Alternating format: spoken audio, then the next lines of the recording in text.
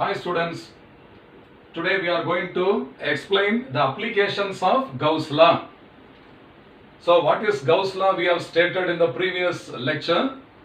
The total flux passing through a closed surface inside an electric field is equal to 1 by epsilon naught times the total charge enclosed by the surface. Okay, the first application of Gauss law. Using Gauss law, what we are going to derive today is an expression for the electric field due to an infinitely long, straight, uniformly charged wire. Okay? So in the previous context, we have studied how to derive an expression for the electric field at a point due to a point charge. And also electric field at a point due to an electric dipole we have derived in the earlier contexts. Now we want to derive an expression for the electric field at a point P distant r from an infinitely long, straight, uniformly charged wire. Okay, look at the picture number 1. This is a vertical wire which is holding the positive charges on it, and the two ends are extending up to infinity. That means comparing to its thickness, the length is extending on both sides. Such a very long wire, straight wire holding positive charges. Now again, in the previous topics we have studied that if the given charge is positive, means its electric field lines will be directed radially outwards. Is it not? Okay. For that purpose, now you reconsider the same wire in the form of second picture. Okay. Actually, we are supposed to find the electric field at the point P, and assume that the entire length of the wire is made up of innumerable small elements. For example, if the length of the wire is 1 meter, it can be assumed to be made up of 100 small elements of 1 centimeter each. Or you may assume that 1 meter length of the wire is assumed to be made up of 1000 elements each of length 1 millimeter. Is it not? Okay. Now I assume that the entire length of the wire is made up of elementary charge units, or small elements called as charge elements. Okay. Now you see that A1 is one such charge element, and A2 is another such charge element. So element means only a very small quantity of charge will be present in that unit, but still it will contribute to the electric field at the point P. So what is the contribution of the element A1 holding some positive charges in it at some distance from P? So we have to join the element with the given point P, and along the line joining the point P with the element, the electric field E1 is acting along this direction. Is it not? Okay. Similarly, you consider another element on the top, A2. So A2 is very small element holding a few charges. I have shown only 1 or 2 charges in it. And due to that very small quantity of charge also, there will be an electric field at the point P.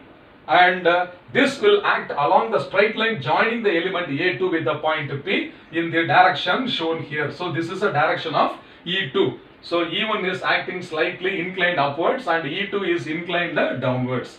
The resultant of E1 and E2 can be resolved horizontally and vertically. The vertical components will cancel out. The vertical components will cancel out, and the horizontal components will be added up. And hence, what is the field, electric field at the point P? That is denoted as E. Okay. So similar points. Similarly, I will consider another point Q opposite to P at the same distance R. Then at another point R into the board at the same distance, and another point S out of the board at the same distance, means then all points which are equidistant from the center, all points such as P, Q, R, S, all are equidistant from the center, the electric field will be same in magnitude, but the directions are different. And all these electric field directions are pointed radially outward, because the nature of the given charge is positive. So now how to find the electric field at the point P? For that I have to imagine a closed surface which is symmetric with respect to the given object, namely the wire. Okay. So since the shape of the wire is cylindrical, it is ideal if we assume a cylindrical closed surface surrounding the conductor. Okay. Now you look at the third picture. So I will imagine a cylindrical surface, closed surface around the given wire. Okay. And you can see in the picture, the cylindrical shape consists of two end faces or end caps. On the top, one circular end face is available. At the bottom, there is another circular end face is available. And between the two circular end caps or end faces, there is another surface, the curved surface, which is called as the lateral surface. So a cylinder consists of how many surfaces? Means 3. One at the top end is circular, one at the bottom end is also circular, and in between these two, like a drum, the lateral or curved surface. Okay. So there are 3 portions. Now, we want to find the electric field at the point P, which is at a distance R. So, what type of Gaussian surface or closed surface I have considered is a cylindrical Gaussian surface. And let us take that the length of the cylindrical Gaussian surface is L, and the radius of the cylindrical Gaussian surface is R. Okay.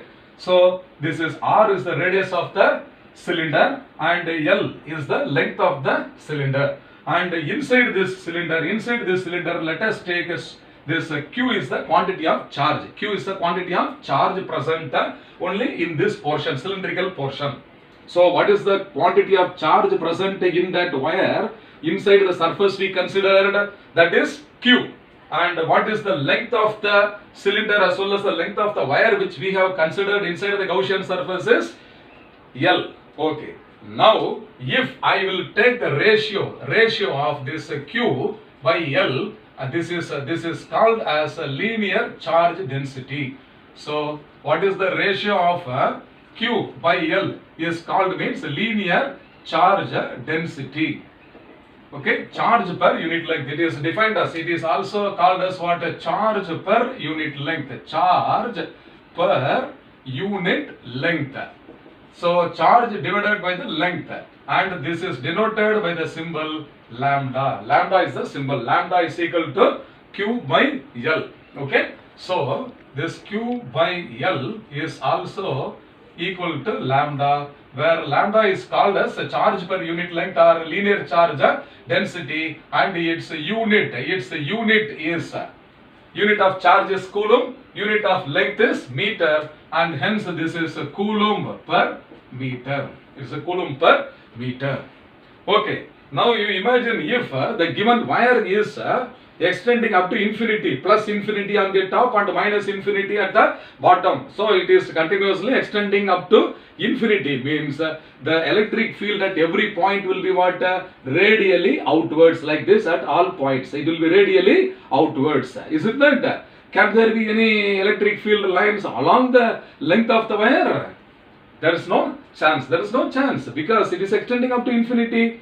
So, naturally, due to the symmetry of the given wire, there is no electric field lines along the length of the wire, either upward or downward. There can be no electric field along the length of the wire, but certainly at all points,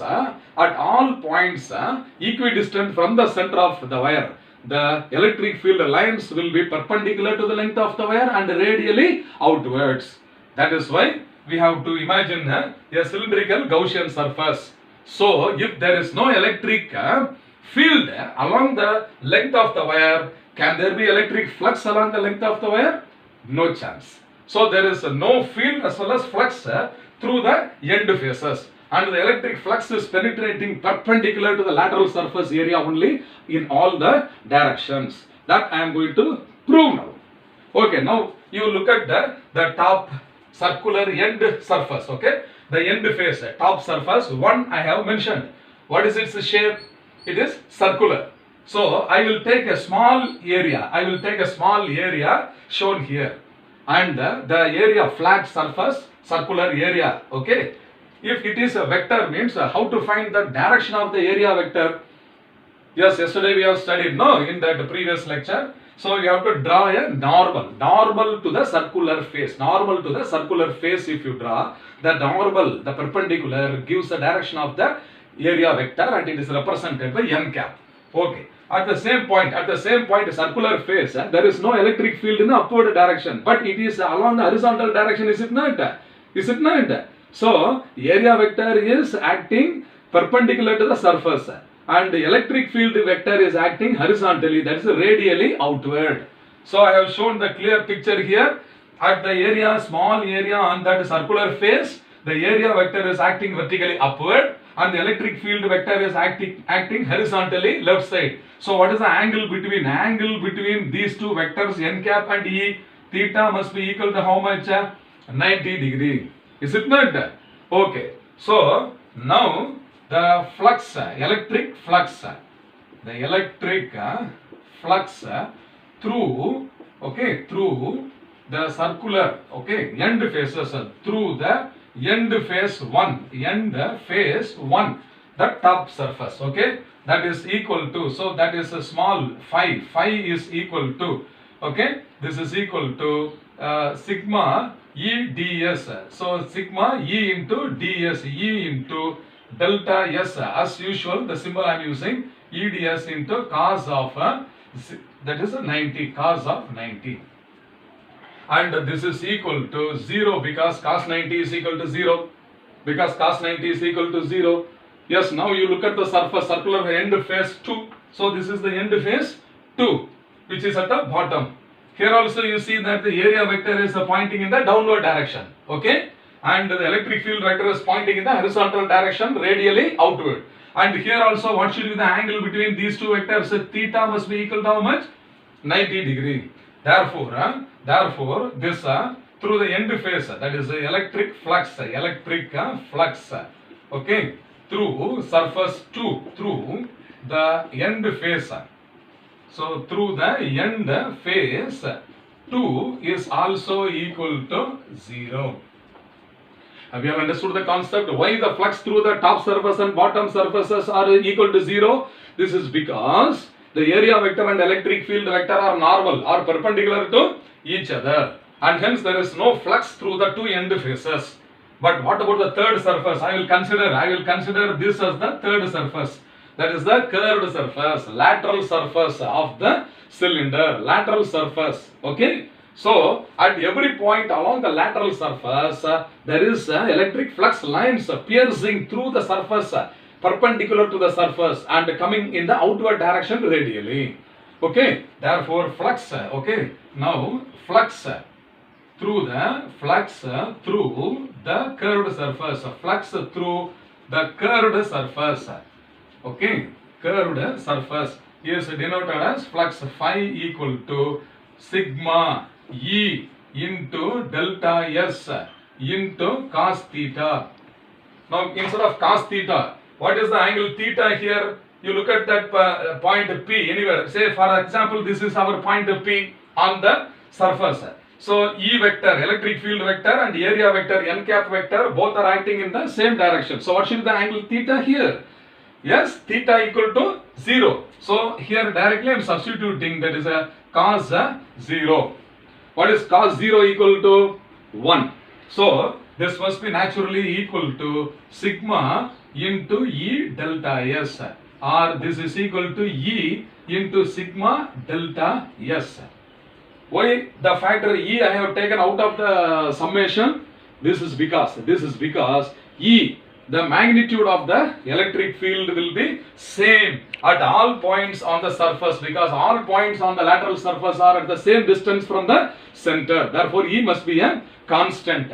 Okay. So this also can be written as E into integral of delta S. So in some textbooks they have given integral symbol also. Understand? When delta S is very small, either sigma can be used or integral symbol also can be used. So this must be equal to E into what is the sum of all elementary areas taken over the entire lateral surface. What is the formula to find the lateral surface area of the cylinder? You see here, the bottom circle is 2 pi r, circumference is 2 pi r, multiplied by the length L. Is it not? 2 pi r into L is the lateral surface, and that is the value of what? Sigma delta S or integral delta S. So this is equal to what? 2 pi r into L. So flux, this is the flux passing through the lateral surface area. Therefore total flux passing through electric flux. So I am using the symbol phi E. So in the previous cases, flux through the end phase 1 is 0, flux through the second circular end phase is also 0, and the flux through the lateral surface area is given by phi equal to E into 2 pi RL. If you add all these, 0 plus E into 2 pi RL is denoted by the total flux. Okay, so the total flux, this is equal to E into 2 pi R into L. So this is equation 1. Have you all understood? So phi E is equal to this. Phi E is equal to 2 pi RL into E. Okay. Now from Gauss law, you tell me what is the mathematical statement from Gauss law. From Gauss law, the mathematical statement is what? The total flux, the total E for electric field or electric flux. Okay. The total flux from Gauss law is equal to what? Q by epsilon naught. So this is equal to what? Q by epsilon naught, where the capital Q means what? The total charge enclosed by the Gaussian surface. You look at the picture, what is the total charge enclosed by the Gaussian surface is Q, and Q by L is called as what? Lambda. So from this, Q by L is equal to lambda. Q is also equal to lambda into L. Am I right? Lambda into L. So this is also equal to lambda into L divided by epsilon naught. This is equation 2. So look at equation 1 and equation 2 here. So from our derivation, the total flux through the Gaussian surface phi E is equal to E into 2 pi RL. And from Gauss law, the same total flux phi E is equal to Q by epsilon naught or lambda L by epsilon naught. So I am going to equate these two from 1 and 2. So from equations 1 and 2, okay, equating on both sides. So I will write E into 2 pi R L is equal to lambda L by epsilon naught. So which are the terms getting cancelled? Only L is getting cancelled. L on both sides, L is getting cancelled. Therefore E is equal to, what is E is equal to? Lambda divided by 2 pi epsilon naught R. So this is very important. This is the final equation. We can say this is the magnitude of the electric field at point P, distant R. So here E is proportional to 1 by R. So E is proportional to 1 by R. So the electric field at point P is having a magnitude E equal to lambda divided by 2 pi epsilon naught R, and it is found to be inversely proportional to the distance. That means as the distance R increases, the electric field intensity will decrease, and the vice versa. Now in vector form, if you write means what? So in vector form, okay, that is the last expression. In vector form, E vector, so E vector is equal to lambda by 2 pi epsilon naught R into R cap, and this is equation 4, where R cap is a unit vector along the direction of R. Okay, so have you all understood? Very good. So this is the first application of Gauss law, and we have proved that the electric field intensity at a point P, distant R, from a uniformly charged infinitely long straight wire is given by E is equal to lambda by 2 pi epsilon naught R. Hope you understood. So let us go for the second application now. Okay.